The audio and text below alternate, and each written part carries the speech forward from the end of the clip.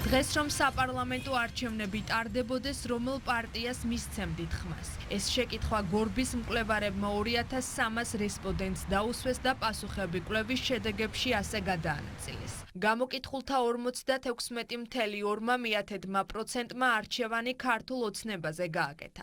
10,7%-მა ლელო, 10%-მა კი გიორგი გახარიას პარტია აირჩია. 9,5%-ით მეოთხე ადგილზეა კოალიცია ცვლილებებისთვის. ნაციონალურმა მოძრაობამ კი 7,5%-ით მეხუთე ადგილი დაიკავა.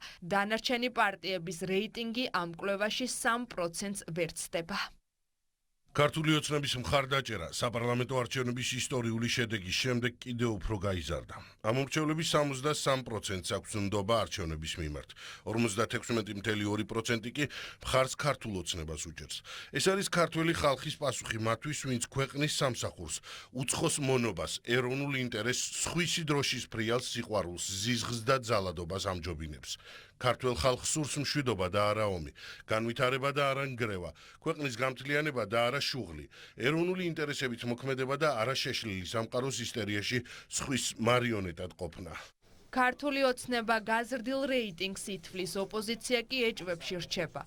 ბოიკოტში მყოფმა ნაციონალებმა ოპოზიციურ ველზე პირველობის დათმობა ვერ აიტანეს და ირწმუნებიან, რომ მთავარი ოპოზიციური პარტიის სტატუსი მათ ეკუთვნით. ეს დასკვნა კოლეგებს ლელომ დაუწუნა. გახარიას პარტიამ კი კვლევის შედეგებში ლოგიკა დაინახა. ჩვენ დიდი ხანია ვუმბობთ, რომ რეალურად ოპოზიციური პარტია საქართველოში ერთ-ერთი ყველაზე ძლიერი ვარჩვენ და არანაცნობი მოძრაობა. არაფერი საინტერესო გორბში, როგორც კვლევით ორგანიზაციაში ჩვენთვის არ არის. ჩემთვის უფრო პრობლემური არის, აი ოპოზიციის ნაწილი გორბის კვლევებზე დაფუძნებით გარკვეულ პოლიტიკურ დასკვნებს ვაკეთებს. ვინაიდან რადგანაც ნაციონალური მოძრაობა არის მთავარი და ყველაზე სანდო პარტნიორი ივანიშვილის რეჟიმთან წინააღმდეგ ბრძოლაში, მე დარწმუნებული ვარ, რომ ნაციონალური მოძრაობა კვლავ არის მთავარი ოპოზიციური პარტია.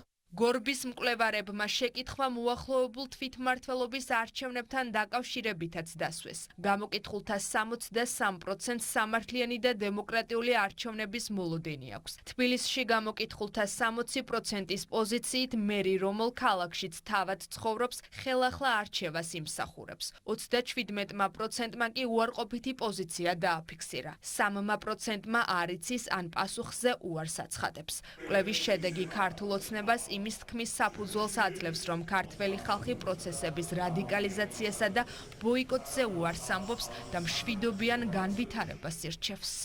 პოლიტიკური პარტიები მე მგონი უნდა დარწმუნდნენ და გაიაზრონ, რომ საზოგადოებას არ აინტერესებს რადიკალიზაცია, საზოგადოების მოთხოვნა და დაკვეთა არ არის რადიკალიზაცია და ქუჩაში პოლიტიკის გადატანა. პირიქით, მოსახლეობის დიდი ნაწილის ინტერესი არის სახელმწიფო ინსტიტუტებში მოქცევა პოლიტიკის და ნორმალურად ცივილურ ფორმებში პოლიტიკის წარმოება. ეს მუდმივი ბოიკოტის რეჟიმი და მუდმივი რეჟიმი იმისა, რომ მე არაფერს მონაწილეობას არ მივიღებ, რა თქმა უნდა, არაპოპულარული ხდება დღითიდღე. იმ პარტიებმა, რომლებმაც უფრო მეტი წინდახედულება გამოიჩინეს, ან გამოაჩენინეს ეს წინდახედულება, რა თქმა უნდა, უფრო წარმატებული იქნებოდა ჩვენი მოსახლეობის თვალში. პოლიტიკურთან ერთად გორბის კვლევა კიდევ რამდენიმე მიმართულებას მოიცავს, მათ შორის სოციალურ-ეკონომიკურს. მაგალითად, ქვეყანაში მშვიდობის შესანარჩუნებლად და ეკონომიკის გასაუმჯობესებლად გამოკითხულთა 61%-ისთვის ქართული ოცნება უკეთესი არჩევანია, 24%-ისთვის კი ოპოზიცია. გამოკითხულთა 15%-მა საკუთარი პოზიცია არ დააფიქსირა. გორბის მიერ დასმული კიდევ ერთი კითხვა სახელმწიფო ინსტიტუტებისადმი ნდობას ეხება.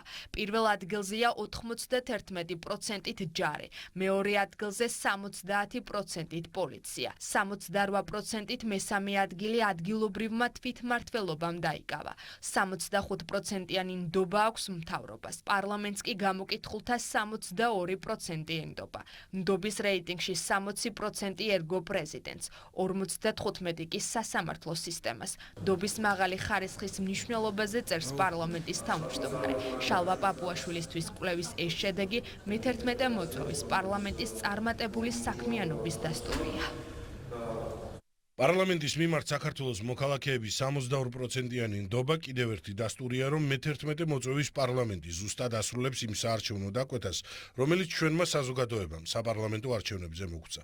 ხალხი მხარს უჭერს იმ საკანონმდებლო რეფორმებს, რომელსაც პარლამენტი ბოლო რამდენიმე თვე ატარებს. ჩვენი მიზანია ვიმოქმედოთ ხალხის მიერ მონიჭებული ამ მანდატის შესაბამისად. ეს ნდობა ასევე კიდევ ერთი შეხსენებაა ბრიუსელისათვის, რომ ბრიუსელმა პატივი უნდა სცეს საბაზისო ევროპულ ღირებულებებს, გადაწყვეტილებების დემოკრატიულად მიღების წესს, ხალხის ნებას და ხალხის მანდატით მიღებულ კანონმდებლობას. ამის გარეშე ევროკავშირი ევროპა ვერ იქნება. გორბიმ საზოგადოებრივი აზრი ტელეკომპანია იმედის დაკვეთით თბილისსა და რეგიონებში 22 ივნისიდან 5 ივლისის ჩათვლით პირისპირი ინტერვიუების მეთოდით იკვლია. გამოიკითხა 2300 ზრდასრული მოქალაქე. კვლევის ცდომილების ზღვარი +-3%-ია.